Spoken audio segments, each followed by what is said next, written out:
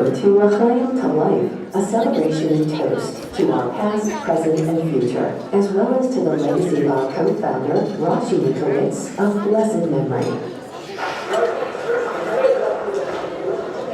I just want to thank all of you for coming. Words really can't describe the feeling that we've all had this weekend. It's been beyond anything that I ever imagined it would be. It's just been very, very special. We know that it's Hanukkah today, and on Hanukkah we celebrate the great miracle of light. Mendel was our first light, our first big light, and since then we've had 7 other lights. We have our own menorah in our house. Ladies and gentlemen, please welcome Mendel.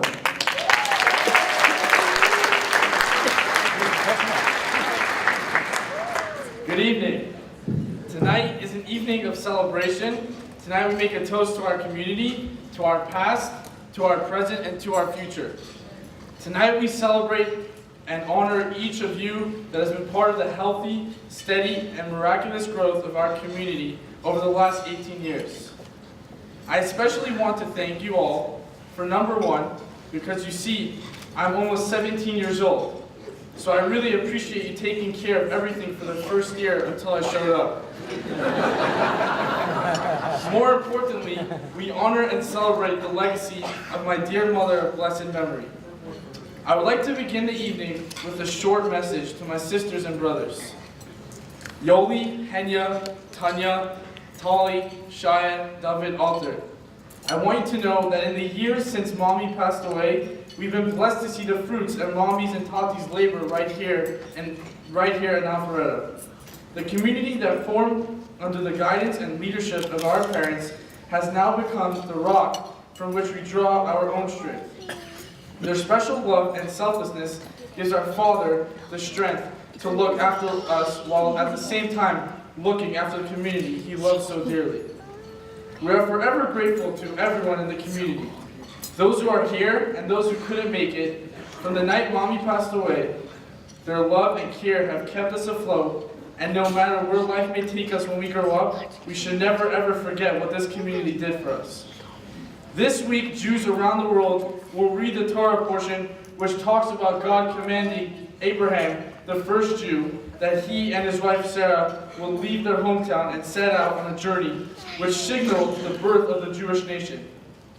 Today, we cannot imagine a world without the Jewish people and Abraham's teachings.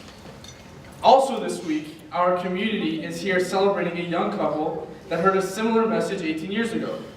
Leave the cracked pavement of stuffy Brooklyn behind and head south. Somewhere in the beautiful northern suburbs of Atlanta, you will find a place being converted from farmlands to beautiful brand new country clubs and subdivisions. There, the voice said, is where you shall make your home. My parents headed south and thus began the birth of our community. Today, no one can imagine life in Johns Creek, Alpharetta, Roswell, and Milton without the shining light on a hill and without this beautiful community of Jewish souls that shares its bright message of Torah, mitzvahs, and good deeds in all directions for miles on end. In the years since my mother's passing, all my life, my family's life, and the life of the entire North Fulton Jewish community suddenly changed forever. Yet I want to share with you a method that I have developed that helps me get through the tough days. I realize that the best way to counter pain is by overriding it with joy. And so whenever a sad thought enters my head, I try to think of a similar happy thought. When I hear my mother's voice teaching Torah and tea, and I get sad, I also think about the fact that women still come to my house every week to continue the class in the same home, at the same table, and I get happy. I realize that the community will not let her memory fade away. When I'm overcome with sadness, picturing my mother's smiling face when we came home from school, as she greeted us with warm, cuddly hugs, I've also learned to see my father's grandparents, aunts, uncles, and cousins, smiling faces as each one of us is greeted after a long day. And I've learned to appreciate the gift my mother has left with us. I've come to appreciate this gift of family and community in a way I never thought possible. I will miss my mother forever, but I know I'm not alone on this ride. I am blessed to be part of this community and humbled to have the recipient of this love.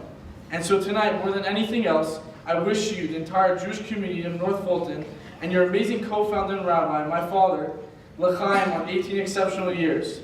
May we merit to celebrate this milestone together with my mother, together with the coming of righteous Mashiach speedily. Amen. Lchaim.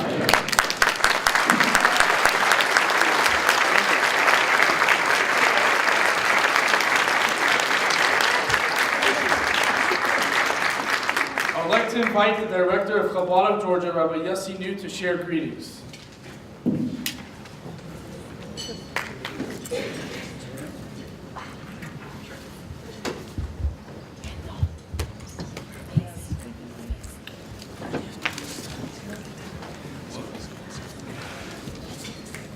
Good evening, everyone.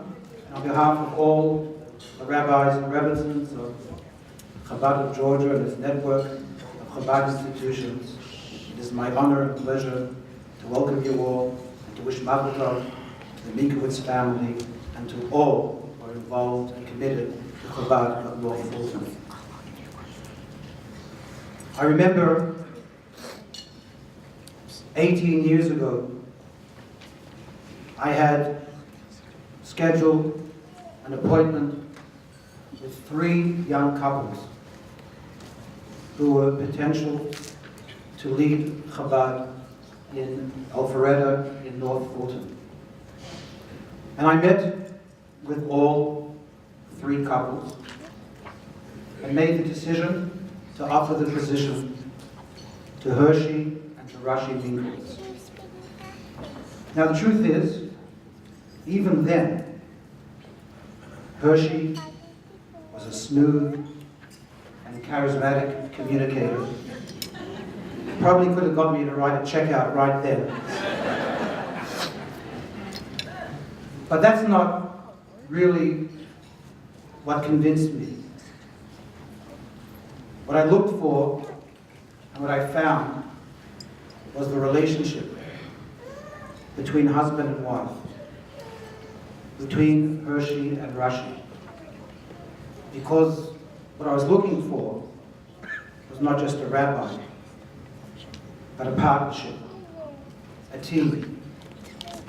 And it was evident to me how strong their bond was to each other and how committed they were together to embrace the life of shlichus, to be emissaries of the Rebbe, blessed memory.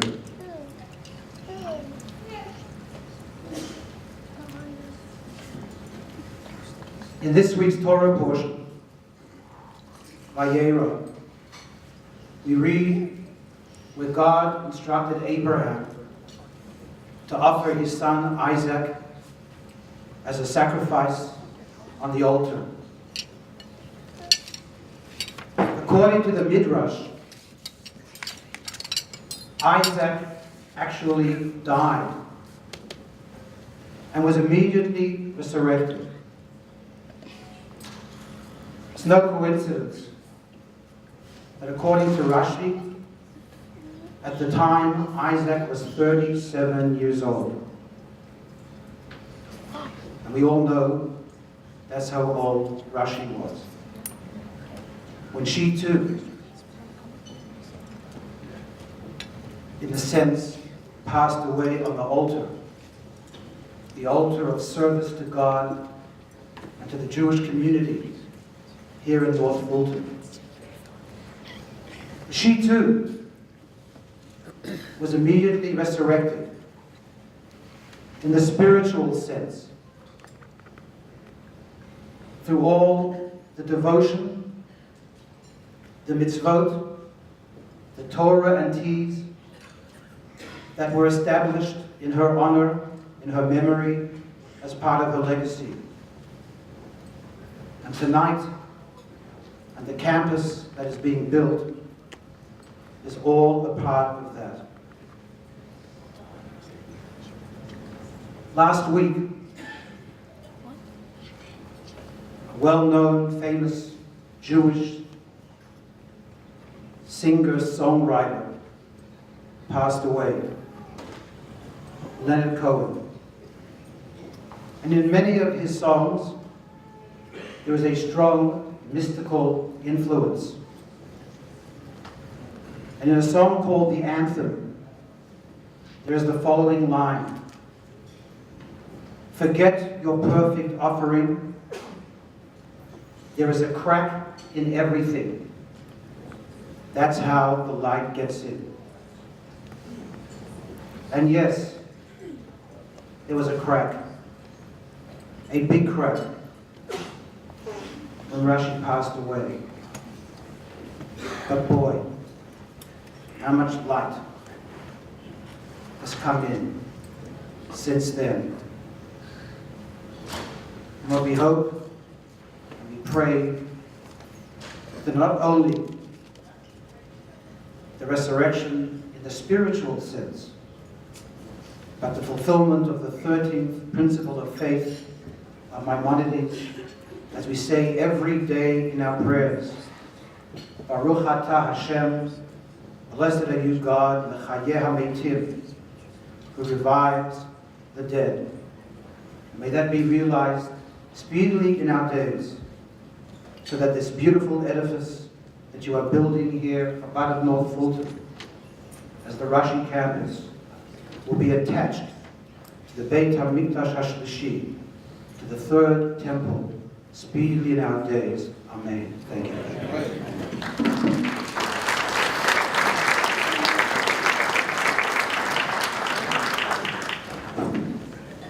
Thank you. Now let me tell you the rules. There is a beautiful Lchaim to life shot glass on your table. We will be using this now to make 3 toasts. One to our past, one to our present, and one to our future. Don't worry, I'll be using grape juice. To make the toast of the past, I would like to invite Melissa Miller.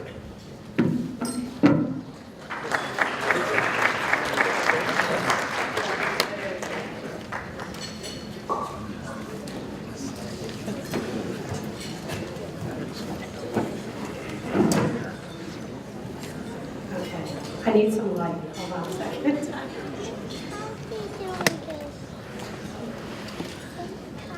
Okay. Advance warning that I don't know how I'm going to get through this. Okay. About 18 years ago, we met Rabbi Hershey and his lovely wife, Rashi. They had just moved to Alpharetta, and they invited Mark and I over to their house for Shabbos dinner. We didn't know anything about Chabad, other than we had a family friend in Boston who was a Chabad rabbi. And since Hershey knew him, we figured he must be cool. We drank all night, we talked about our growing community, and let's just say it was a very, very late night. Over the years, we have attended Shabbat dinners at the Minkowitzes, participated in Rashi's classes, see awkward photo on the screen. Where is it? Okay. Well, it'll come out. Where she taught me how to make challah and all kinds of delicious delicacies, sat on every committee or chaired any event that Hershey and Rashi asked us to, recruited friends and relatives to get involved, brought our children to holiday events, and anything else that we could do to help. Our daughter Samantha started preschool at Chabad and attended their fabulous summer camp. One thing that Mark and I have never done is attend one of Chabad's high holiday or Shabbat services. We belong to Temple Emmanuel in Dunwoody, a Reformed congregation, not Chabad. We love our shul, and yet we love what Chabad does for North Fulton. Hershey and I have sat on many committees together over the years. One committee we loved was the JCC and Federation's North Metro Committee. When that didn't work out as planned, Chabad stepped up and opened camps in a pool, a mikvah, Sunday schools, and more. When I describe Chabad to others, I tell them that Hershey and Chabad are the center of Jewish life in North Fulton. No matter what denomination of Judaism you practice, Hershey and Rashi welcome any new Jew with open arms. They're the most welcoming people we know. They just want us to celebrate our Judaism. Mark and I proudly made a meaningful gift as among the first givers to Chabad of North Fulton. We don't have deep pockets, but we knew that building a strong Jewish community was important, so we dug deep and did it. I loved seeing our name on a plaque in the building, which was recently bulldozed down, so I don't know where that is. Hershey has counseled us through many life cycle events. When Mark lost his job in 2008, Hershey was there for us. When my brother became Orthodox and my mom needed guidance to help and support him, Hershey, not even knowing my mother, counseled her. Mark's family loves the Minkowitzes too. I remember them flying into town to attend a Chabad Shabbat dinner at some hotel where Rashi's mother was the guest speaker and spoke about her family. She had 17 kids. She had attended a bris and a wedding all in 1 week. Mark's family was hooked too. Who wouldn't be? These were just the most gracious, interesting, and fun people. We watched Hershey and Rashi build their family as they built the Jewish community. 8 kids later, they became our community's connection to anything Jewish in North Fulton. And then tragedy struck. When Hershey lost Rashi, the community came together for him. Sorry. The memorial service for Rashi was so beautiful. It was really the first time we got to see his children in the public eye, and they were just as I expected them to be. Poised, well-dressed, of course they were. Rashi dressed them impeccably. Mature, supportive to their dad and younger siblings. And in that room, we, along with 1,000 other friends, were there for Hershey and his family. All those years of being counseled by Hershey, and now I hope, I've been able to help him a little.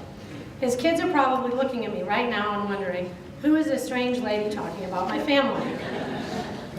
Mark and I will always regret not coming to Shabbat dinner when invited, because life was moving so fast. We just didn't have time. We were raising our 3 kids, and they were raising their 8. And now Rashi is gone, and those kids are thriving because of the amazing job their dad is doing. I don't know how he does it, but you have to admire him, raising these incredible kids and continuing to honor Rashi's vision of our North Fulton community. Hershey knows that whatever he needs,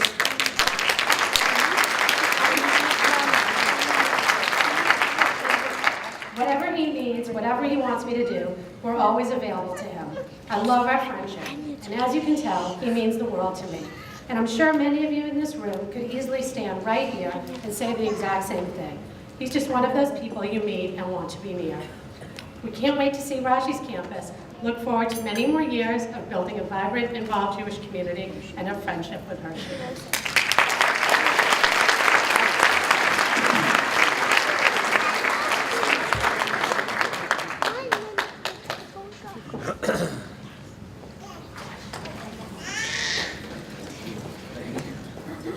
You left your phone. Beautiful. Thank you, Melissa. My mother really valued your relationship, and you are responsible for connecting my father to Mike Levin and his family, so we are very grateful, as he has been and continues to be a supporter, but more importantly, a great personal friend to my father. Please refill your shot glass for the toast to the present, as I introduce a very dear friend of our community, and a loyal friend of my mother and family, Rena Spector.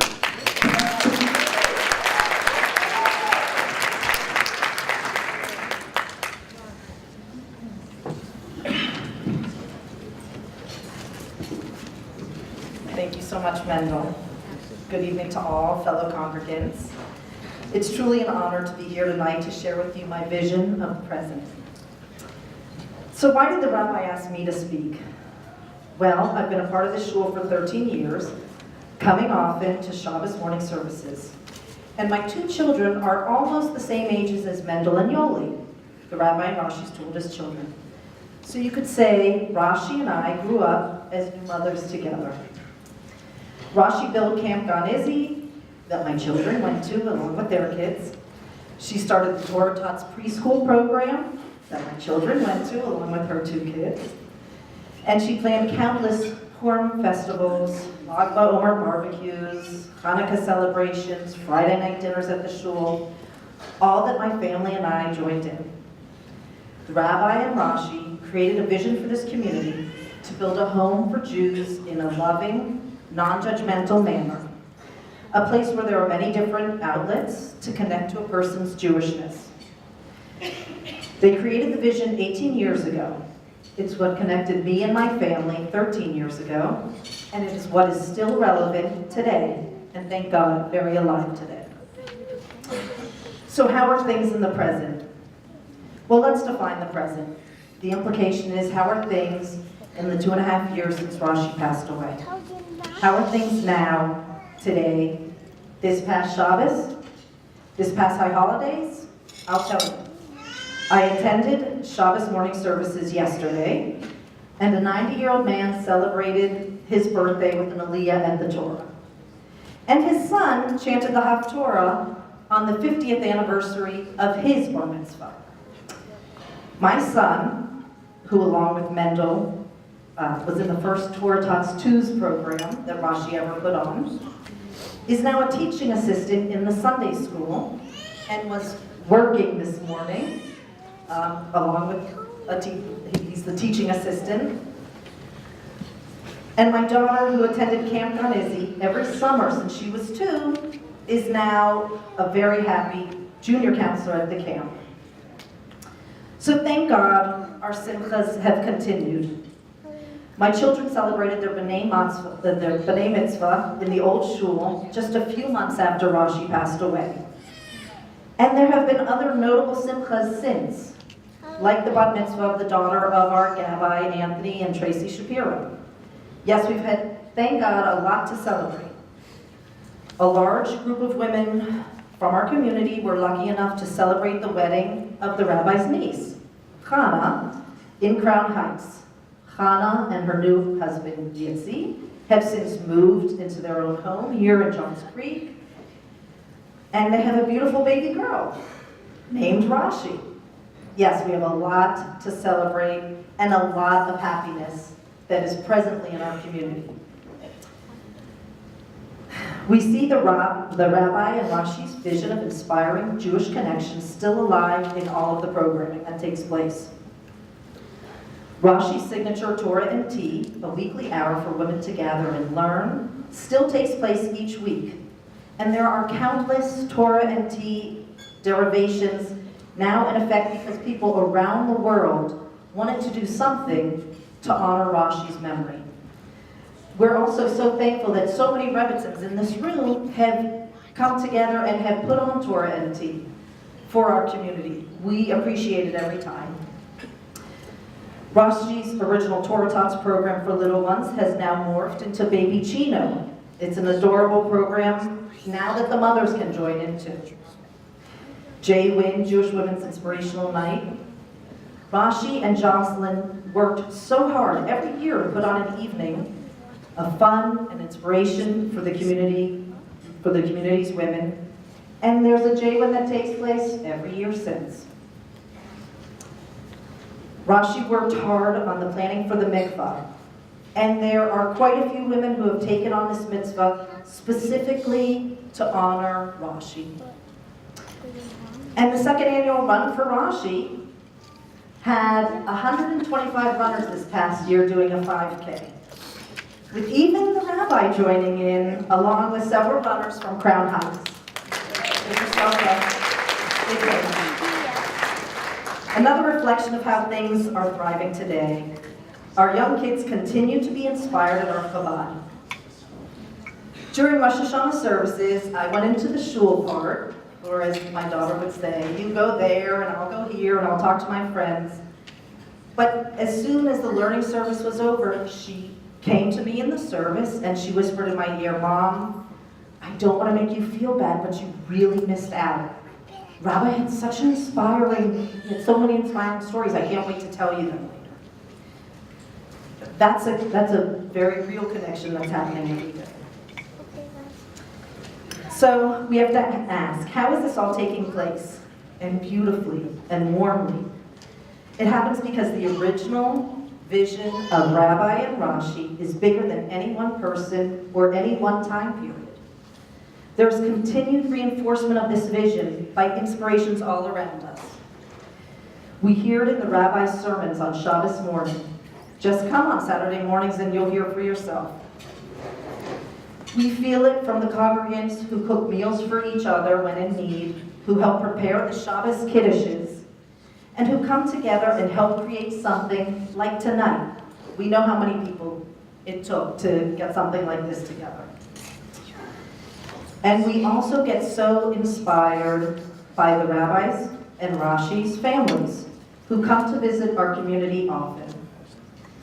They dance with us during Simchas Torah, they pray with us during Sukkot, and they even run with us at our Run for Rashi 5K. And sometimes, when we're really lucky, we get to do the same thing with them in Brooklyn. Your support to our community has never waned, and we love it when you are here, and you constantly inspire us. So when I'm asked, how are things now, I say, thank God that the same energy around Rabbi and Rashi's original vision to build an inspiring home for Jews is alive and well, and we are all here today proving this. This community has a life force of its own and will continue to grow. We look forward to the beautiful Rashi's campus where we can continue to meet and celebrate together. Mazel tov to all for this beautiful evening.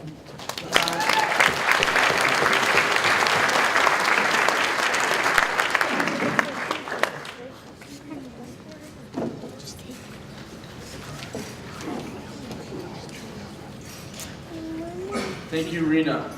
Now please fill up your shot glass for the third toast, perhaps the most important one, the toast to our future. Finally, I can introduce someone closer to my age. Please welcome Sonia Field.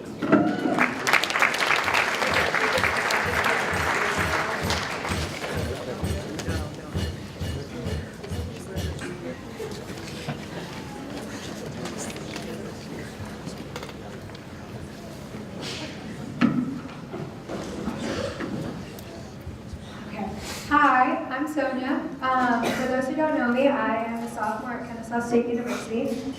My childhood has been filled with Chabad for as long as I can remember.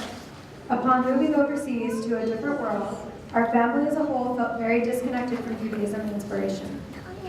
To our rescue, and completely by chance and blessing, word got to us that a shliach was being sent to establish a community in our neighboring town in Germany. We had never been a part of Chabad before, but after we connected, our roots were firmly planted. We attended services and matzah-baking events and meals at the home of the recent rabbi and his family. After moving to Atlanta, we found this Chabad, which at the time was called Chabad of Alpharetta. I was entering 4th grade at the time, and the community gathered in a one-room building for services and all other events. I attended Hebrew school and graduated with my black belt in Hebrew reading from Rashi's class. I have very strong and positive memories of Rashi's lessons from school and from being around her in her home. These times remind me of her strong connection, commitment, and love for Judaism and all Jews. I also was a camper at the best camp in the world, Camp Kanazi, and once I was too old to be a camper, I was a junior counselor and then a counselor. I did a lot of my growing up with the 8 Minklitz children. I was in bunk 12 with Mendel and I was in bunk 12 with Mendel, and a year later, Yoli joined us. In my counseling years, I was requested by Henya and Tanya to be in their bunk, and later on, Tali was my camper too. Once I became bat mitzvah age, I walked down the little path to the Minklitz house during my lunch breaks as a counselor and studied Torah and practiced the mitzvahs of a soon-to-be Jewish woman with Rashi. During the only quiet time of the summer, when the kids were in camp, she dedicated time to help me write my speech and prepare me for my first milestone in my Jewish life. I was always welcome at the rabbi's house, and I even celebrated his 40th birthday with him and his family and the camp staff one summer. The relationships I built that summer continued to grow to this day, and I continue to use those people as my role models. As the community continued to grow, the mikveh was built and the pool and sports field followed shortly after. Trailers popped up, and the line for food at Kiddush on Shabbos got a little longer. When I went away to school last year in Columbus, Georgia, I became slightly disconnected from Judaism because there was no Chabad in my school. I was reminded of my roots on the first weekend away when I realized that I left my sitter at home, that was given to me as a gift on my bat mitzvah from Chabad. I asked my family if they would bring it to me next time they visited. It was so comforting to be reunited with my sitter that I very much needed at that point in my life. I was unable to come home for the high holidays that year, and it broke my heart to not be celebrating with my family and the community back home. This year, I had the blessing to be able to come home for both Rosh Hashanah and Yom Kippur.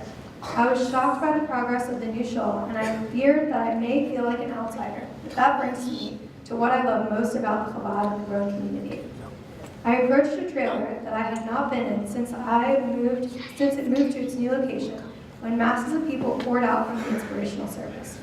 I saw so many young children running around, and my heart was warmed because I knew what the kids did, and that was that this Chabad community is going to have such a positive impact on their lives. I weaved my way through and found myself near the rabbi who greeted me with the same warm welcome that I got 10 years ago when I was a little kid in this community, which immediately made me feel welcome and at home again. I started to get excited when I anticipated the dose of inspiration that I was about to receive. Rabbi Hershey's speech on the second day of Rosh Hashanah inspired me more than his usual speeches do. He compared most people to people who are forever pregnant, in that they have grand ideas and grand plans that are never put to action. He further inspired us to get out and work towards our goals in the new year. He suggested to step out of our comfort zone in order to grow. I have applied this to my own life already since that day and will continue to push myself for the rest of my life. Right now, this speech that I'm giving to you is an example of me stepping out of my comfort zone to grow and better myself, as well as give well-deserved praise to Rabbi Hershey and this Chabad community. This community is growing, and it is still tight-knit and personal. Even though my family has been part of the community for 10 years, we are still personally welcomed when Rabbi Hershey sees us sitting together at Kiddush on Shabbos. Now that I'm at Kennesaw State and no longer just 5 short miles away from Chabad of North Fulton, I find myself developing a new foundation at the Chabad at my school with Rabbi Zalman and his family. We actually just flew in earlier today from a weekend Shabbaton in Crown Heights with 1,300 Chabad students from all over the world.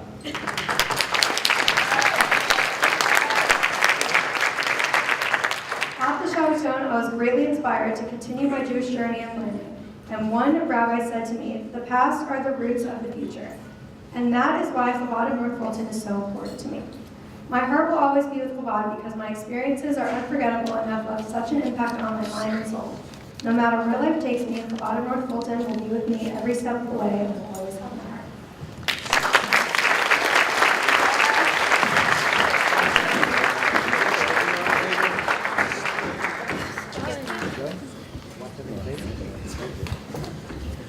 Thank you, Sonia. Now that you're probably all intoxicated from the 3 shots, I'm young, so I assume the 3 shots does it. You are in the proper mood to enjoy some words of inspiration from a childhood friend of my father and mishpacha connected to my mother, the world-famous Rabbi Yossi Jacobson.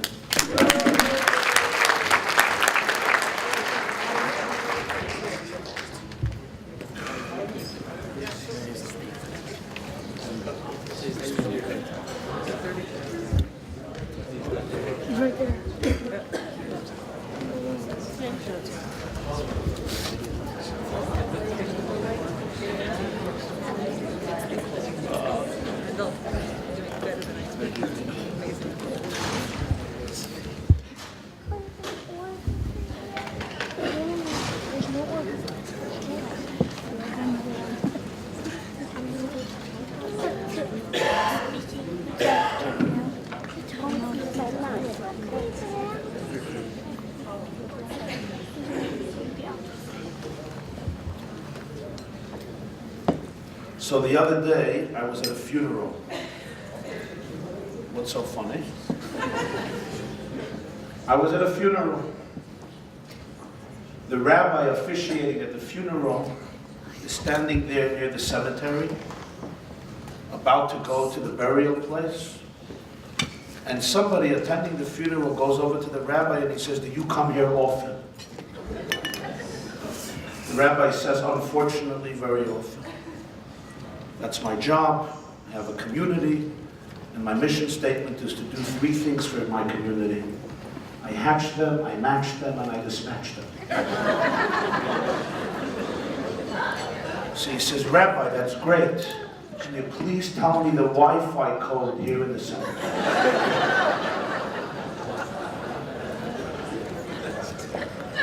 The rabbi looks at him and says, "Have some respect for the dead." The guy says, "Rabbi, is that all in lowercase?"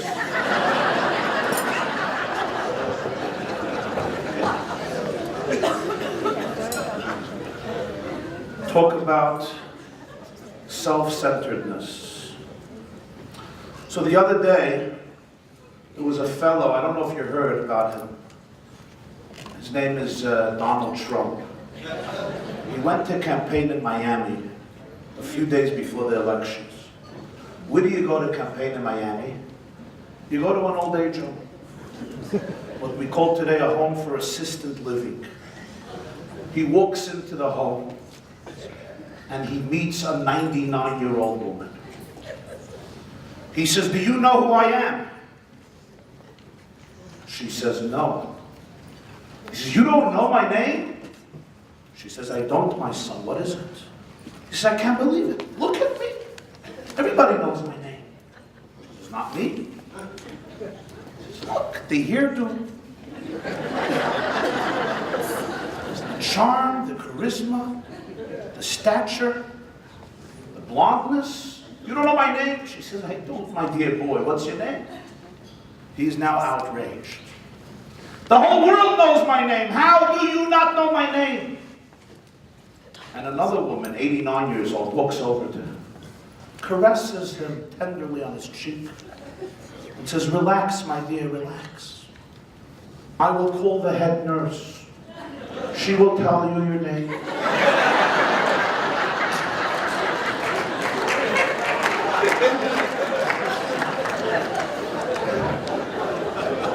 You see, this happens very often around here. You're not the first one to forget your name, but she will make it very clear, and you will be able to relax. I thought about this anecdote this evening, looking at this incredible crowd here, at this incredible dinner, with this young, incredible MC, who gave his parents one heck of a hard time growing up. And is now such a pillar of inspiration. Wow, your mother in heaven must be shepping a lot of nachas from you, young man.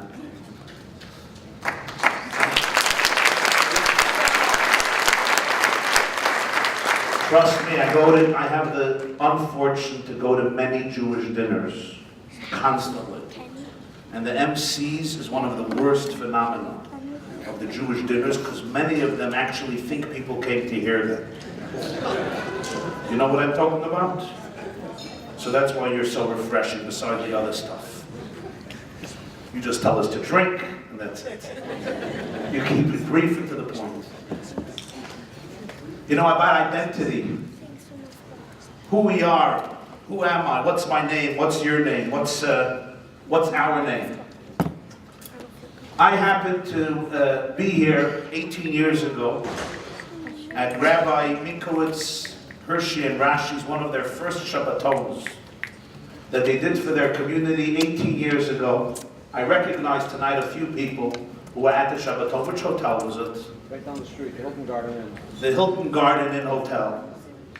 It was a beautiful Shabbaton, a smaller crowd. We had an incredible Shabbos together. I've been back a few times since, including a year ago, and now again for 18 years. And how would one sum up 18 years here at Chabad of Alpharetta? And I think maybe the best way to sum it up, I saw it then 18 years ago, and I see it tonight again. It's one of the strangest moments in Jewish history and in the book of Genesis. Abraham travels with Sarah all over the place. And in this week's portion in Vayera, he says once again, "She is my sister." And she says, "He is my brother." And the reason he does it is he doesn't want to be killed being married to such a beautiful woman. His son Isaac does the same thing with Rebekah. As they travel through the Philistine, among the Philistine, he says, "She's my sister," and she says, "He's my brother." It's like this pattern of early Jewish history, that the husband calls his wife his sister, and the wife calls the husband my brother. And finally, there's a moment in Genesis where the king, the Philistine king, asks Abraham and says, "Why do you do this? Why do you lie?" And Abraham says, and I quote to you because it's a beautiful quote, and I'll translate. "Vayihi kasher hisu oisi Elohim beis avi v'oimar lo zechazdei kasher tasi imodi el kol ha'mokom asher navu shama imri li achihu."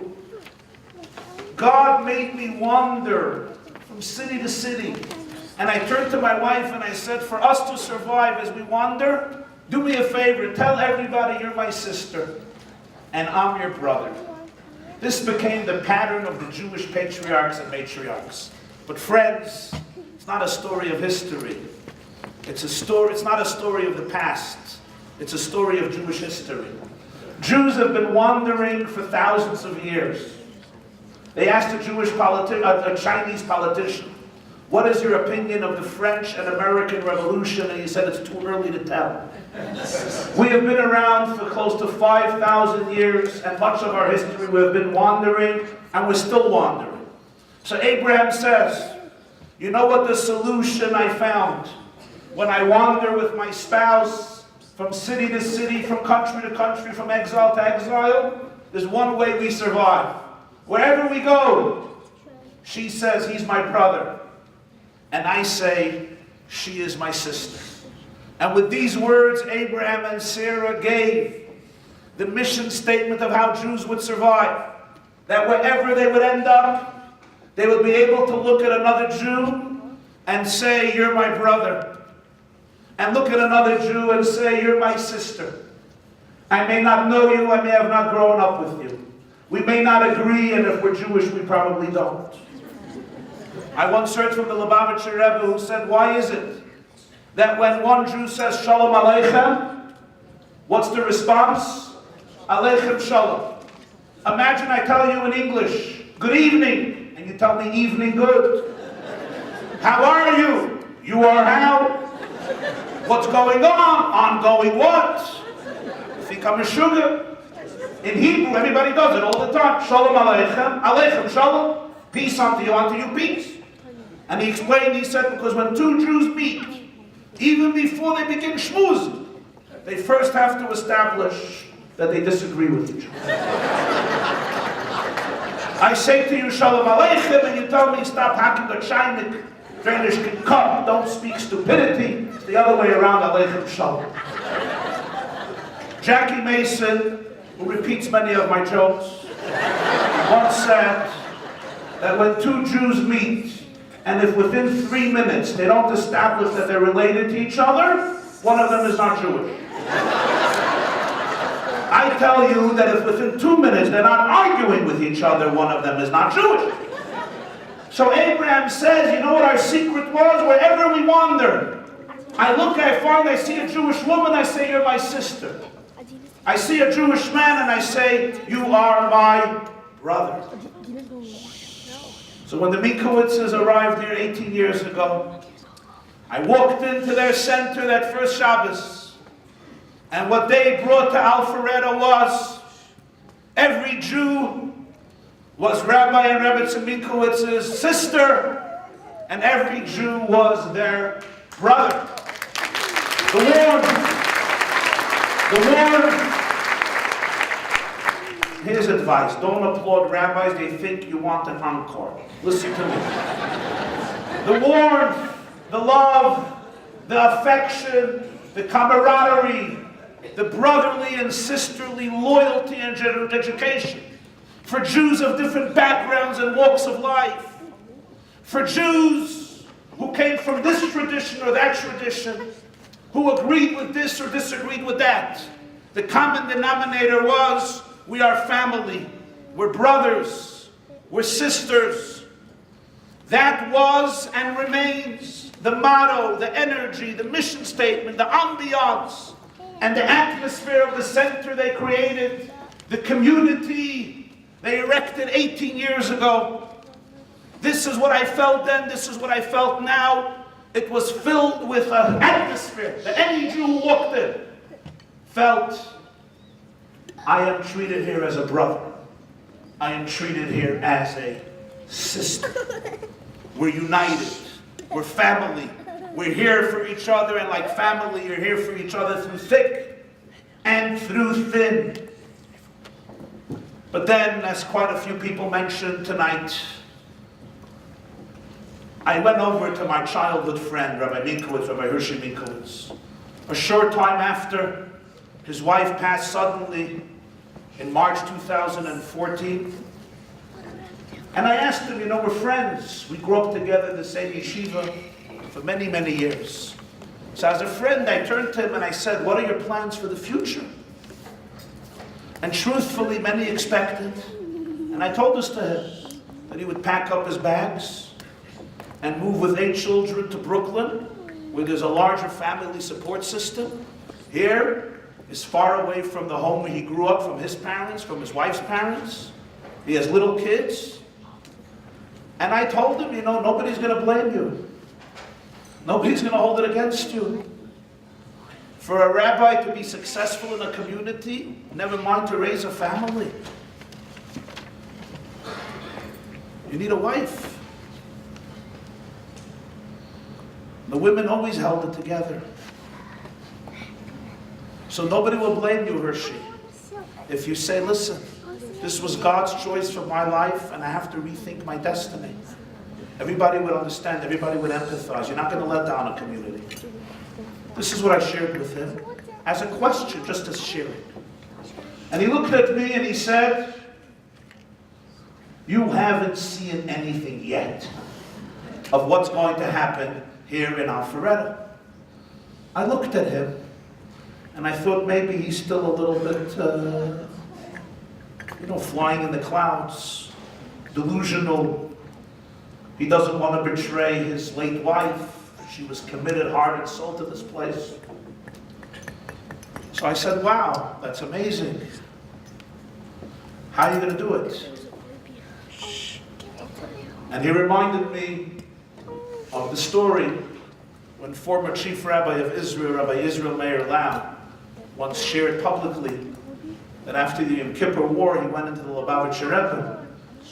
And the Lubavitcher Rebbe asked him, what's the mood in Israel? He said, Jews are asking, Ma yiyeh, what's going to be? The Rebbe told them, Jews never ask what's going to be. Jews ask, what are we going to do? Not what's going to be, what are we going to do? This is what he shared with me. I come back here tonight. I thought he was delusional, and I was being realistic. Tonight I see that what he shared with me then was essentially an echo of the secret of all Jewish history. Because think about it. Think about this and these facts. 2,000 years ago, the Second Temple was destroyed. Jewish life in Israel was decimated. Most Jews were exiled. Very few survived. The greatest sages were murdered by the Romans. What would have been the natural thing for Jews to do? What most cultures did. Surrender. Assimilate. Give up. That's what you do. Let me ask you today, we are the ancient Egyptians. We are the ancient Babylonians. We are the ancient Greeks. We are the ancient Persians. We are the ancient Romans, Byzantines. Where are they? Where are they all? Where is Titus? Where is Haman? Where is Nebuchadnezzar? Where is Pharaoh? Where is Caesar? Where is Caligula? Where is Vespasian? Where is Turcomedes? Where are they? They are in Wikipedia.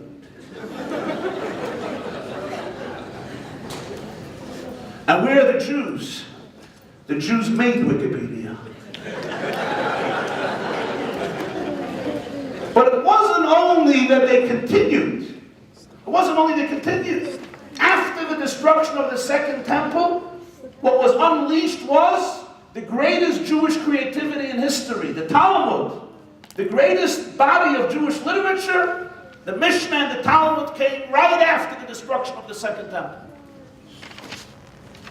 And if you go to the Crusades of the 11th and 12th century and 13th century, near the Rhine, Germany and France and Western Europe, it unleashed the great creativity of the Talmudic commentators, halachic commentators known as the Rishonim. And if you go to Spain and you observe the Spanish expulsion of 1492, what happened in the aftermath? It unleashed the revolution of Kabbalah, Jewish mysticism. And 1648-49, the massacres of the Cossacks in Poland, of Bogdan Khmelnytsky, what came in its aftermath was not only the Jews survived, the revolution of the Hasidic movement through the Baal Shem Tov. And 70 years ago, as Auschwitz was liberated, and Jews observed that a third of our people have been decimated and gassed, what did they do the next day? They went and they rebuilt the Jewish homeland, and they went and rebuilt Jewish communities and Jewish life the world over in an unprecedented explosion of Jewish growth in an extraordinary way. And therefore, I have to say the truth, that when I come here tonight, and I see my dear friend Rabbi Minkowitz and his beloved children, and I see all of you, what I'm really observing, what we are really observing is the resonance, an echo of 3,300 years of Jewish history, where each challenge and crisis was converted into opportunity. Do you know what they say? Why did the Chinese live for 5,000 years? Because the same character they have for the word crisis, they have for the word opportunity. But in Hebrew, it gets much more dramatic. Do you know the word we have for breakdown? Anybody? Mashber. It's the same word we use for birthing stool. Because Judaism sees every mashber, every moment of brokenness, not only as a challenge, but as an opportunity for unprecedented growth. One door closes and another one opens, one window is shut, and a new opportunity emerges. We don't understand how and why, but that makes little difference in the scheme of things. That whenever they looked at darkness, where most nations and cultures would say, we tried, and now it's time to surrender, the Jewish people came along and said, we will seize the moment, and we will create a rejuvenation of unprecedented heights and unprecedented depth. And I feel very deeply that Rabbi Minkowitz, when he escorted his wife to the world of eternity, and he had to face a crisis and a tragedy that no young man and no old man should have to face, but certainly no young husband and no young father. He had a choice. One choice which would have been very natural was, we did good work, we tried hard, it's time to surrender this part of my life and this part of our history. He made another choice. And the choice that he made together with his children was, we're going to seize the moment and infuse the community of Alpharetta with the greatest sense of vitality, of passion, of creativity, of all of our past. We will use this moment to see crisis as opportunity and create life where other people might have created despair and surrendered. And I thought to myself, wow, do you know that in the Jewish language there are 3 names for a cemetery? Do you know that? We don't have one in Hebrew. Beit HaKvarot, Bet Olam, Bet HaChayim. A house of burial, a house of eternity, and a house of life. Why do we have to be so complicated and give everything different names? Like the Eskimos with snow. House of burial, house of eternity, house of life. And the answer is, my dear friends, because there are 3 ways of how to define life and death. Some people, life is defined purely in physical terms. I'm breathing, I'm walking, my circulation is functioning, thank God, and when I die, I'm buried in a home of burial. Other people see life also as a spiritual journey, and the soul never dies, and therefore when one is buried, it's a home of eternity. But other people have left such an impact and such an influence that when they die, you look at their grave and you say it's a home of life. Because there are so many people who are continuing to live and be inspired by the ideals of this particular person. I think that the secret of the Jewish people was, when they looked at Auschwitz, they could have said it's a home of burial. They could have said it's a home of eternity. And they would have been right. But they said it's going to be a home of life. We're going to create a nation that will be living our past. And here in microcosm, you have this story in front of your eyes. in front of our eyes. We're the new campus, the campus dedicated to the great and gigantic life of Rashi and her family. Is the greatest testimony. It's not a home of burial, which it could have become, not a home of eternity, but actually a home of life, and life infused with spirit and love and depth. I want to tell you, my friends, a few years ago, Israel revealed the name of somebody that they kept in secret for many years, a Yemenite Jew.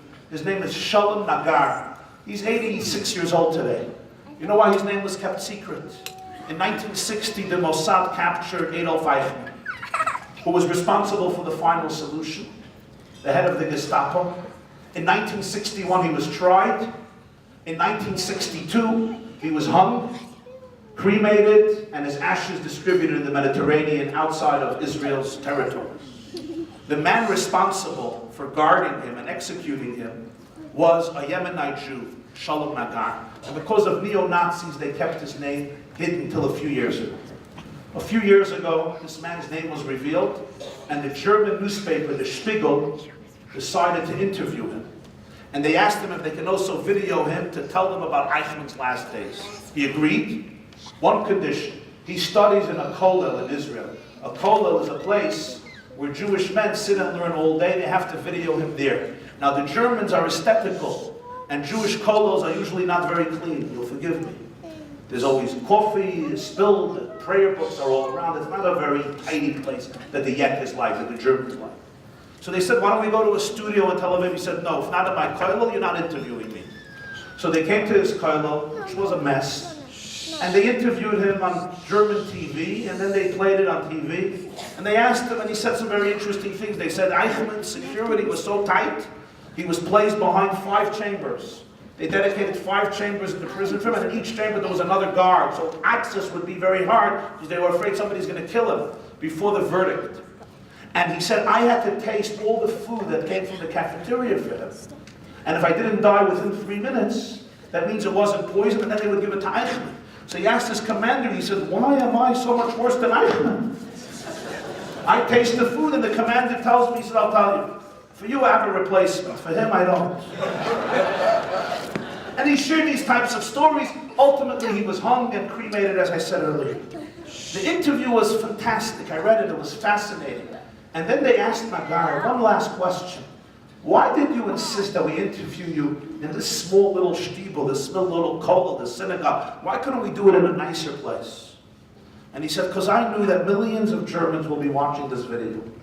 And I wanted to send them a message that not only did we survive physically, but they should know that our culture, our faith, our heritage, our holy books, our spirit survived and thrived. I wanted the video, they should see all these books and all the people sitting and studying Torah, so they should understand that not only our bodies, but also the Jewish soul is alive. That's why I insisted on doing it here.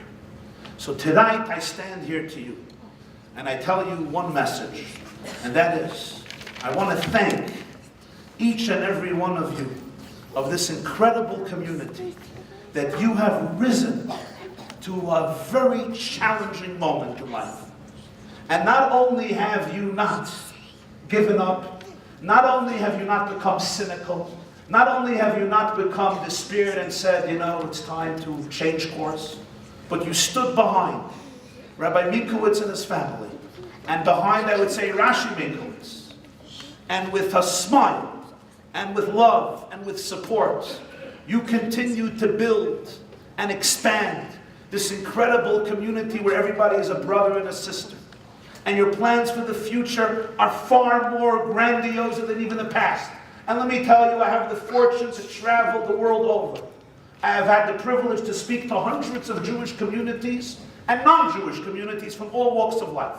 And you should know that even though you may be living here in Alpharetta and see yourself as just one more Jewish community in the world, what your rabbi and you, all of you, the men and the women and the children of this community, have done here is a shining example and a source of tremendous inspiration to thousands of rebbitzins, to thousands of rabbis, to thousands of spiritual leaders, the world over, from Tokyo to New Zealand, from Peru to Anchorage, from Santa Cruz to Chicago, from Jerusalem to Moscow, to see the spirit of resilience, the spirit of unity, the commitment, the dedication, and the unwillingness to surrender the eternity of Jewish faith and Jewish spirit, but to say, not only will we not fall, we will unleash from this the greatest Jewish community in the world, one of the most beautiful campuses that you guys will put up, and I'm looking forward to be here at the dedication if the rabbi is nice enough to invite me, if I don't go for too much longer. So I say to you today, thank you for the past, thank you for the present, and thank you for the future. Chazak, chazak, v'nis chazek. Thank you.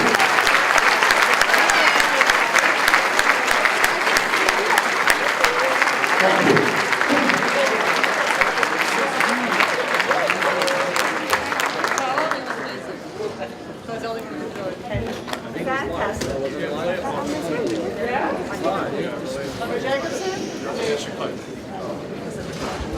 Thank you, Rabbi Jacobson, or as we know you, Jake. The next and last introduction is the hardest for me.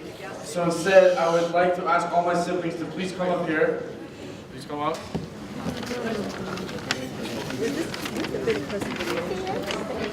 No, be gone? Don't be gone. Oh.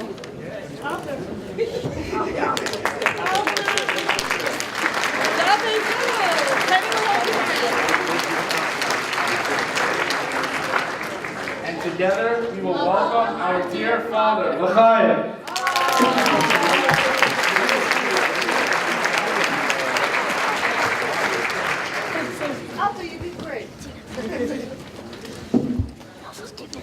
Tonight we celebrate 18 years with a toast to our dear mother.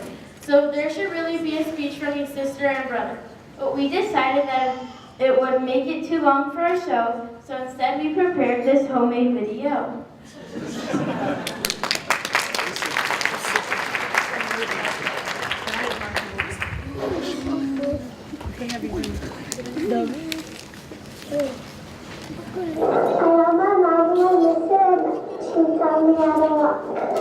Okay, altar. My mom could come back now. She used to teach the kids how to wash their hands. Wash our hands, wash our hands, wash our hands. This is the way we wash our hands so early in the morning. Put the top of your left in your left hand. We're going to go on the right first. Pour once on the right and once on the left. Once on the right and once on the left. Once on the right and once on the left. So early in the morning. My mother always wanted to make life fun for us, and I remember when she came to my school for my birthday, and I miss her very much. They want to go away. King Kara, King Kara, what do you say? No, no, no, I will not let him go. No, no, no, I will not let him go. Oh, listen, My mother did so much fun things with us. She baked, she drew, and did arts and crafts. She even once taught us how to make hamantashes, and she also taught the Sunday school kids how to make hamantashes. and then you're going to pick up this, pinch it like this, and there you got a beautiful hamantash. Here, hold it for the camera. Nice to look at. My mother loved getting surprises. This is what happened when she got her first iPad. Uh-oh. Let's see what it is. Here's the card. Wait, first read the card. Oh, don't read the card first. Let's read the card first.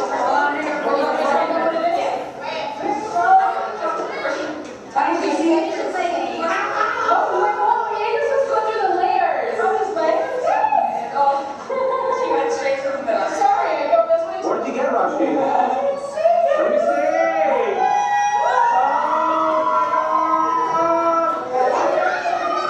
My mother knew how to make learning interesting and fun. She even used songs, games, and quizzes, and other fun activities.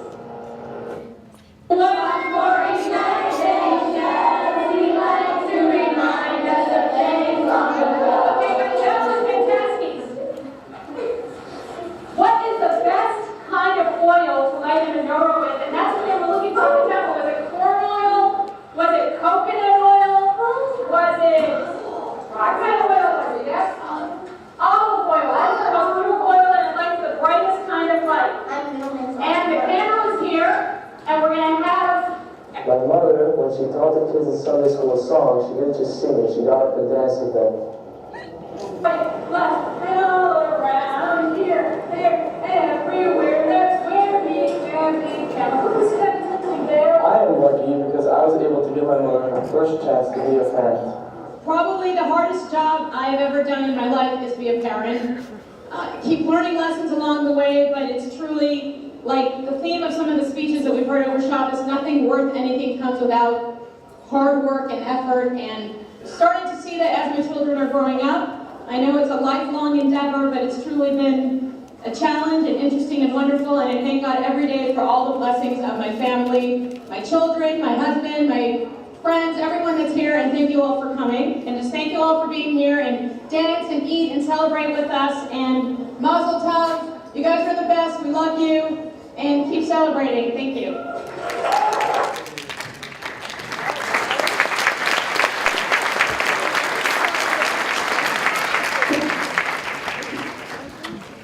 Good evening, everyone. In the spirit of the toast to the past, present, and future, after everything was heard tonight, I brought along a little of my own bottle to make it a little easier. I'd just like to ask my kids to come back up to the stage for 1 minute, please.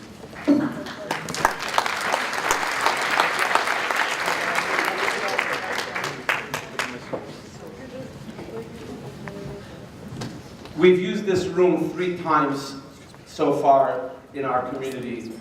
15 years ago, on the 3rd anniversary since we started our community, we had an event like this. It was a celebration of the birth of our community. And then, almost 3 years ago, we used this room for the memorial for Rashi at the Lchaim, which of course was a different type of event. And tonight, we're using it again for the 3rd time to celebrate the life of our community. There was something that I wanted to do that night at the memorial, but it slipped my mind. I had seen it once done by another rabbi, and I thought it would be important for my kids. And I was wondering when I'll have the opportunity to do this again. So now that I have you anyway, I'd just like to take a moment. That's why I asked them all to come up. If anybody in this room was born the same year that Rashi was born, 1976, please raise your hand. Okay, how many hands do you see? 1. All right. If anyone in this room is here tonight because in one way, shape, or form, direct or indirect, their mother had an impact on their life, please raise your hand. Just wanted you to see. Thank you.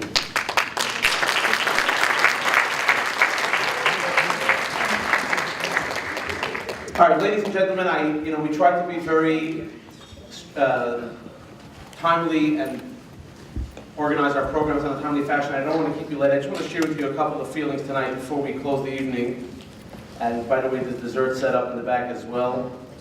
Preparing for an evening like this, and you start going through archives of the history of what we went through in all these years, some things come back to your memory, some positive ones, some emotional ones. I just wanted to really point out a couple of small things before I share with you some thoughts. I want to include you in a historical moment, I believe, in the birth and the life of our community. When we first moved here in 1998, I remember calling up the phone company and ordering a phone number, because we needed to have a phone, and they assigned us a phone number randomly. And I know some of you that know me well and know my love for numerology will love this. This is the number that they assigned to us, and hopefully you'll see it on the screen. There's an ad that we put in for the high holidays. Well, basically the number was, the area code was 770, so right there, that's on the screen there. 360-5420. And I thought to myself, 36, 54, I mean, we're here only a month and we order a phone number and we have Chai all over it. 36, 54, with an area code like 770, and if you know the Chabad legacy, you know that 770 is the number that drives all the power. So I already knew we were in good hands. One other thing that I wanted to just share, at least with some of my colleagues that I hear, the other Chabad rabbis, and anyone else that is going through a time in your life where you're trying to start something new and you need motivation and drive to know that you're going to be able to make it. I came across the ad that we placed when we opened up our summer camp. Look at this meager little ad. My grandmother could have made it on her computer. It didn't exist in those days. Not really, my mother says. But summer 1999, you know, people are asking us, we're opening a camp, no graphics, no glamour, no color, nothing. Just a little thing on a typewriter with a little logo squeezed in there. And that was our first summer. And I'll give a look at our group photo from this past summer. And this wasn't even our biggest summer.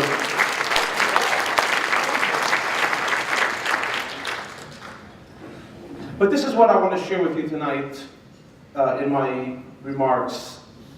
For a Chabad rabbi that goes out to a community, really not knowing a soul, and just being assigned to move to a city or a state where your responsibility is going to be to start mining for Jews, number one. And then when you find them, comes the harder part, getting them interested in actually connecting with their heritage and their tradition. And of course, it's a great testament to see this here tonight and all those that couldn't be here tonight. But in thinking of this event, I realized that there's essentially 4 things that you need in order to be able to be successful. Number one, you need Hashem. You need God. And it's not just for starting a community, anyone, any venture in your life that you may be doing. You need God on your side. You need the energy of Hashem to help you be successful. And as we celebrate 18 years and we make the toast to our past, present, and future, the first thing I want to say is a word of gratitude to Hashem. Because yes, as my friend Rabbi Jacobson mentioned, there's all sorts of reasons why someone may have another approach and another thought. But unequivocally I say that these last 18 years have been guided step by step, day by day, year by year, by the grace and providence of Hashem, helping us in the most unexpected ways as we went through this journey of the last 18 years, and hopefully as we continue until 120. The next item that you need is family. You need a strong family that can support you, and I don't mean just support financially, I'm talking about support morally, emotionally, in any way. And while I have you and I have this opportunity and my family is here, I want to just take a moment to say thank you to my family. First of all, to my parents, who, as you may know, I'm a mama's boy, and my parents are my backbone. I'm 44 years old. I speak to them many times a week still. I don't make any serious decision in my life without talking to them. And I just I'm blessed that my father and mother are here tonight. I want to say thank you to them.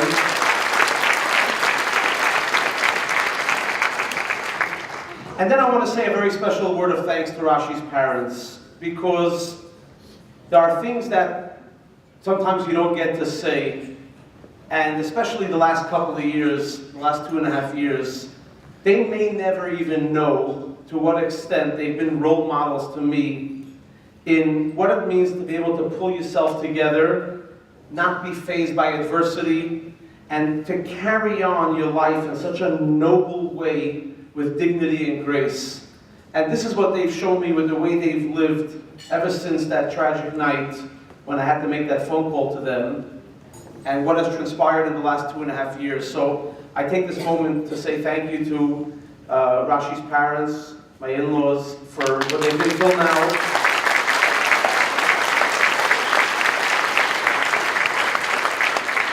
And what they will hopefully continue to be as a presence and force in my life. And on the theme of family, I also want to talk about my siblings and Rashi's siblings. I'm one of 9, and tonight, every single one of the 9 is here in the room to celebrate with me. All my brothers and sisters.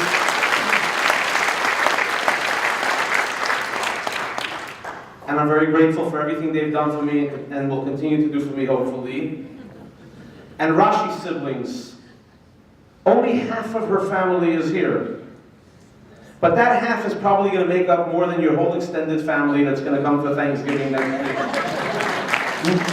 9 out of Rashi's 17 siblings are here tonight.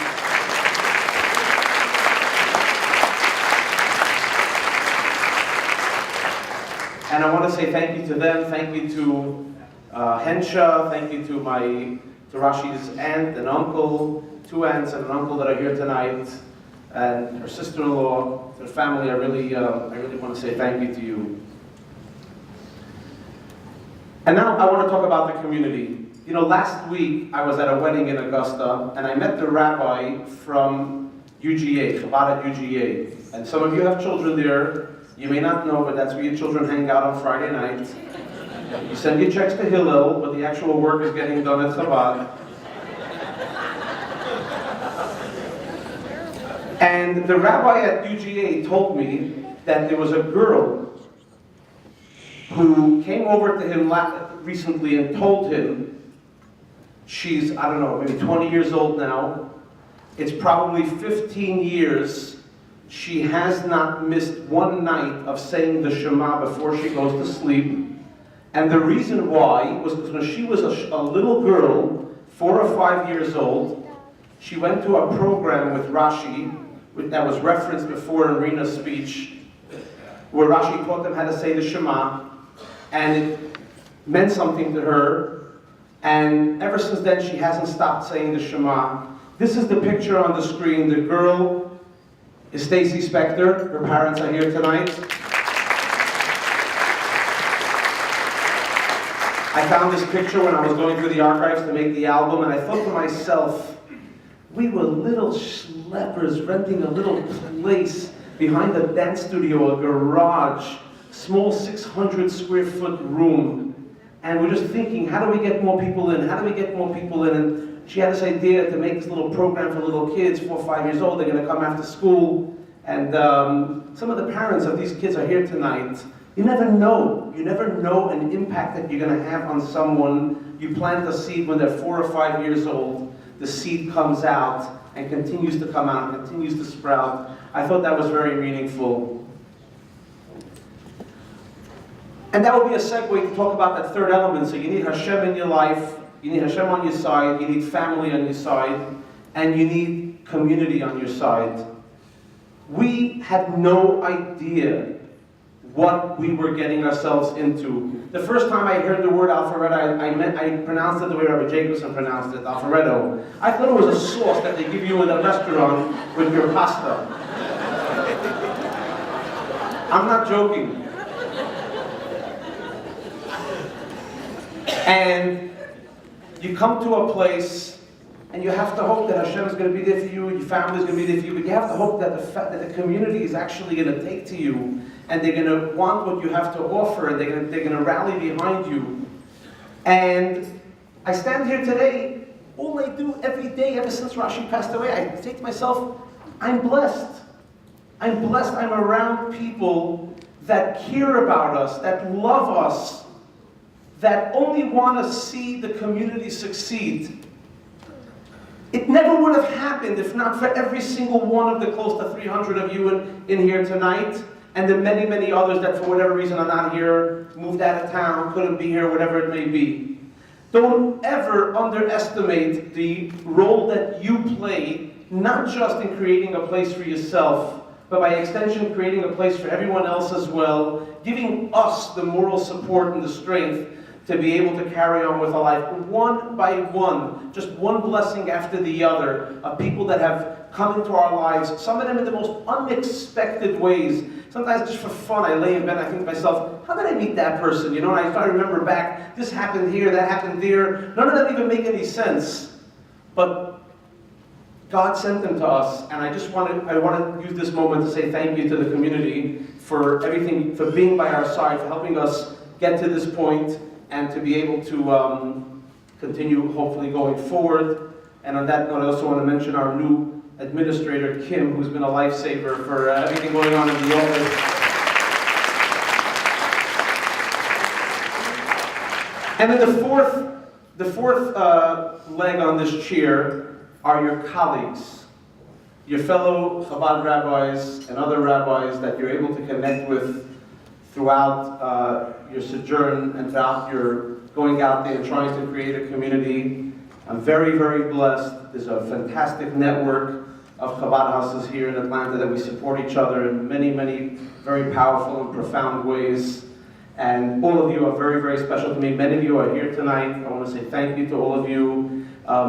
Not to highlight one over the other, but especially in the time since Rashi's passing, I just want to take a moment to thank two people that really have been a tremendous source of support to me, and that is Rabbi Silverman from Chabad of Cobb and Rabbi Schusterman from Chabad in Town. I want to thank the two of them for everything that they've done for me.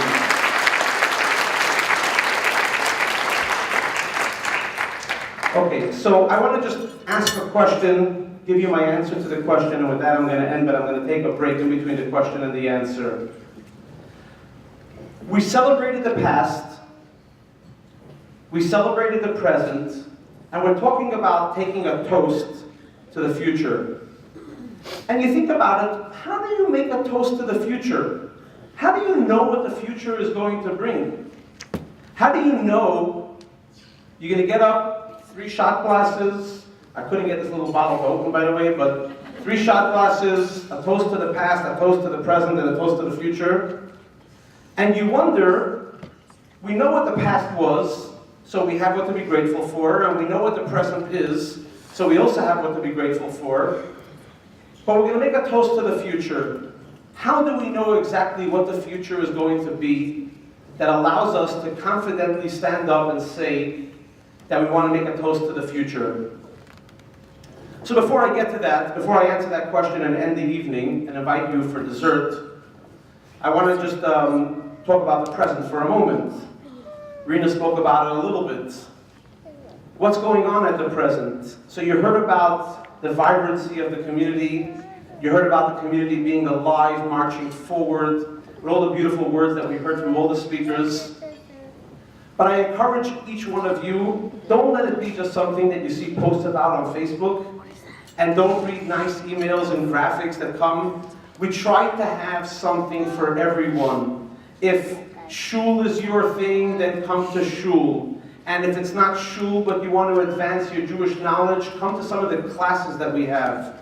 Come to some of the community celebrations that we have. This week, we're starting a 6-week course from the JLI series. Many of you have come to some of these classes. They're fantastic, meaningful. I don't write the classes, so I'm not talking about myself. How success thinks, Jewish secrets for leading a productive life. Who wouldn't want to know how to do that? Jewish secrets, 6 Wednesdays starting this week. So many other things that we have going on. I encourage you to see this as your personal place where you can always feel comfortable to come for a little Jewish enrichment and come join us for something that talks to you on any level, on any part of the spectrum, whatever it may be.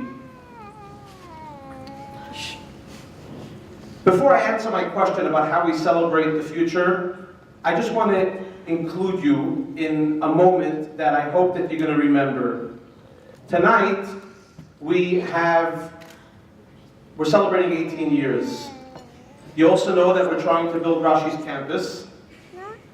And many of you are expecting that we're going to make a fundraiser for Rashi's campus tonight, but we're not. But instead, we're going to do something else. I'm going to give you an opportunity. For us to go into the future, we have to make a qualified toast to the past and a qualified toast to the present.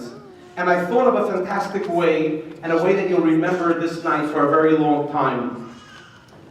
15 years ago, we purchased the Chabad property on Jonesbridge Road.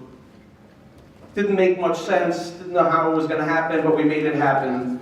And in fact, we have a picture of the closing table. This was the closing table in Chuck Pollock's office back in December of 2001 when we closed on the property. And I think in the second picture, there is the banker, the guy that lent us the money, not knowing Chabad had no credit history at the time. We did not know most of you at the time either. Don't know what they were thinking, but they lent us the money and we've been paying them ever since. We have about $12,000 or $13,000 left on our mortgage. And we're going to finish it very shortly. But this is what I want to do tonight so you can be part of that history. I want to get rid of the mortgage right now. And I'm not going to ask you to write a check for $13,000. Unless everyone wants to do that. This is what we're going to do. 18 years, we're going to get rid of it in 180 seconds. On your table, there's a box of matches. And anyone that wants to throw a match into the fire where we're going to burn the mortgage can just write your name on the bottom of the box and how many matches you want to give. Each match is only $36. So there's 300 people here. If 300 people give $36, that will get us very close. If some of you are more generous and give 10 matches, 15 matches, 30 matches, whatever it may be. Today is the 12th. Friday afternoon, we're going to give a couple of days for the credit cards to settle. Friday afternoon, I'm going out on a limb now that we are going to walk into the bank branch this Friday, so you'll be part of it. And we're going to stroke a check to the bank. Used to be called Atlantic States, then it was called Ironstone, now it's called First Citizens. They've reincarnated themselves many times, as Rabbi Jacobson spoke about the power of rebirth. We're going to sign a check and get rid of that mortgage. If you like to be anonymous and you don't want people to know what you do, there's a phone number on the bottom of that box that will send a text message directly to me. No one else will see it, and it's not appearing on the screen of how many matches you want to give. In exactly 180 seconds, we have a little fire over here, and we are going to throw the mortgage into the fire. Okay? Here's the fire. If you can't see it, here it is. It's the cheapest thrill you'll ever have. You'll always remember, for $36, I helped get rid of Chabad's mortgage on the property, and it will help us get rid of the past and launch into the future in case we have to take a mortgage for Rashi's campus. The mortgage is right up here. The clock is going to start now on your screen in exactly 3 minutes. We're done. It'll be the fastest fundraiser you ever went to. Those that want to sit it out, by all means, sit it out. It's fine. But if you change your mind, you have 180 seconds. And then I'll be back.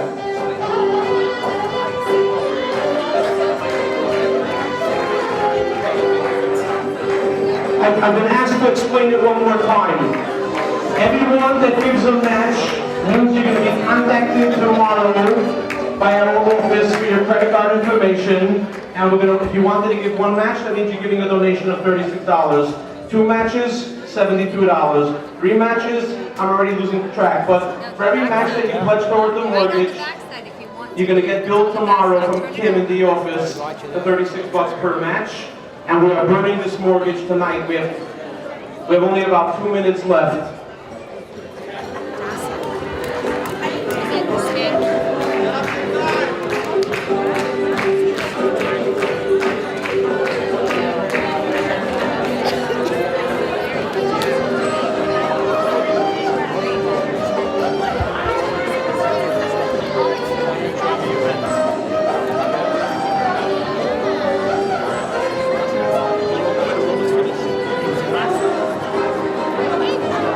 All you gotta do is write your name on the bottom. You don't need to actually light the fire. We'll take care of that. Sorry. Mendel. We only have 1 minute, 1 minute and 30 seconds left, 90 seconds left. Okay, I think we're well on our way. This mortgage is going in the way of the donor word. Remember, you were there the night when Chabad burned their mortgage. 15 years we worked on it.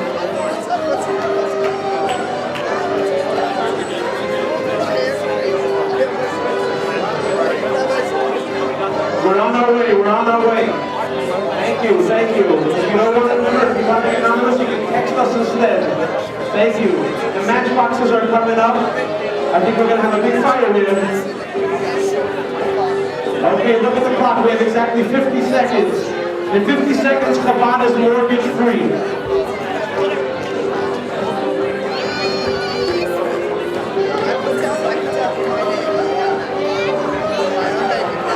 you. Thank you. Okay. We are, ladies and gentlemen, in 30 seconds, you were here that night. In 180 seconds, we will be done. Fantastic. Okay, ladies and gentlemen, we have 19. We have 18 seconds left and our mortgage is going into the fire. I'm going out on a limb that it was all going to be covered on these matchboxes.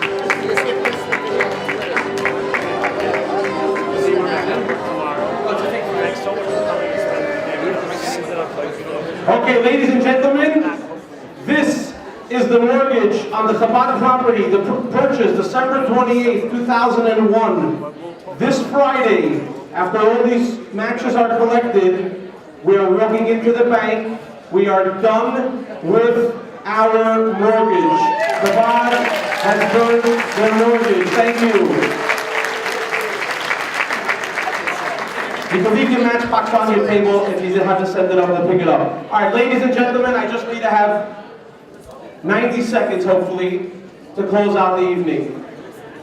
I asked you a question earlier. With what confidence do we make a toast to the future? We know what the past was. We know what the present is. We do not know what the future will be. And yet we stand here tonight and we make a toast to you, to the past, present, and future. So I'd like to share with you my thought on this matter. And my friend Yossi Jacobson, Rabbi Jacobson, alluded to it earlier in his speech. But I'd like to share it with you from my own perspective. A couple of weeks ago, we had a big celebration in our shul. We weren't the only ones. Congregations all over the world made the exact same celebration. And by the way, I want to recognize Rabbi Bernstein. I believe I saw him earlier. Thank you. Who's been a very good, close colleague and friend from Gesher Torah. A couple of weeks ago, Jews all over the world celebrated a holiday called Simchas Torah.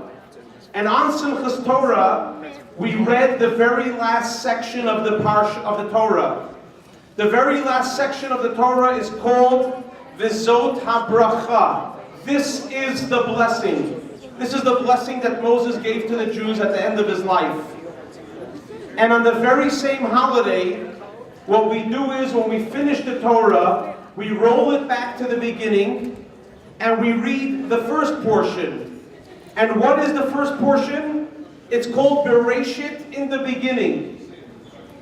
So every year we have a celebration that we read the end and we start again from the beginning. But what are the names of these two sections that we read? What is the end and what is the beginning? The end is V'zot HaBracha. This is the blessing. The beginning is Bereshit. In the beginning, God created heaven and earth. And our sages tell us that, like Yossi Jacobson said earlier, in this experience, we essentially state what it is that gives us the ability to stand up in a moment like this or in other moments where you wonder, how do we make a toast to the future? And we stand up proudly and boldly and say, we march forward, because this is the way we've been wired from the beginning of our tradition. We finish the Torah, we start again. But not just we finish and we start. We read, V'zot HaBracha. You want to know what the blessing is? Bereshit. To be able to go back to the beginning and start all over again.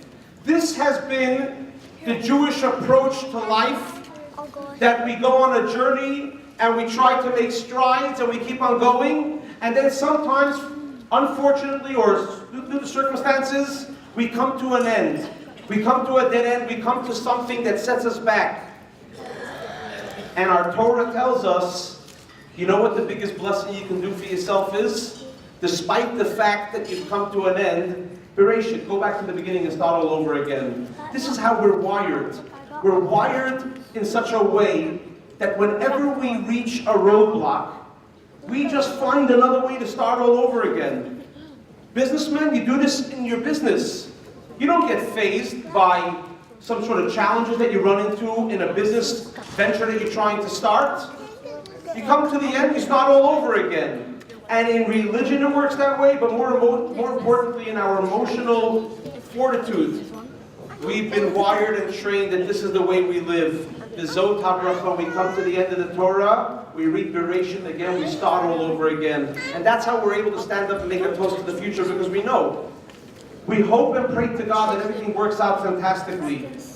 And at the same time, we also understand that come what may, we'll always drive ourselves and push ourselves to start all over again. This is what we did 2.5 years ago, and hopefully we never have to do that again. But this is what drives our community. Continuing to have the energy to start all over again and to continue to march forward. And I want to end with this slide on the screen. There are 7 pictures on the screen. All these 7 girls were born after Rashi passed away. All these 7 girls are named Rashi.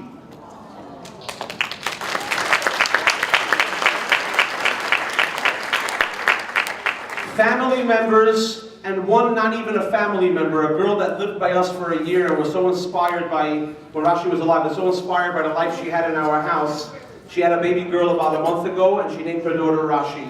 So you talk about reaching the end and starting all over again. We do this in many ways. Here you have the future. Here you have 7 lives that are going to continue to live as Jewish souls, carrying the name Rashi. I'm sure there'll be many more in our own family as my kids get older. And I thank you all for joining us tonight.